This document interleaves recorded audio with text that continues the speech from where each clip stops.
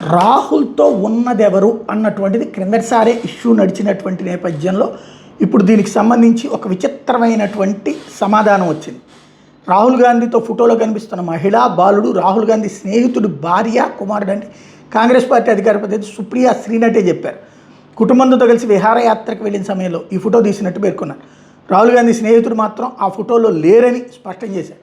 ఈ ఫోటో అమెరికాలో ఉన్నటువంటి టెక్సాస్ రాష్ట్రంలోని లేక్రే రాబర్ట్స్ దగ్గర తీసిందని ఇండియన్ ఓవర్సీస్ కాంగ్రెస్ సోషల్ మీడియా బాధ్యతలు నిర్వహిస్తున్న అవిదాండియా చెప్తున్నారు. అంటే రాహుల్ గాంధీకి పెళ్ళయింది, రాహుల్ గాంధీ పిల్లలు ఉన్నారు అన్నటువంటిది కాదు అని చెప్పడం కోసం స్పష్టత ఇచ్చారు. ఎందుకంటే నిన్న కేంద్ర మంత్రి గిరిరాజ్ సింగే ఆ ఫోటో గురించి అడిగినటువంటి నేపథ్యంలో ఇప్పుడు వివరణ ఇచ్చింది కాంగ్రెస్ పార్టీ.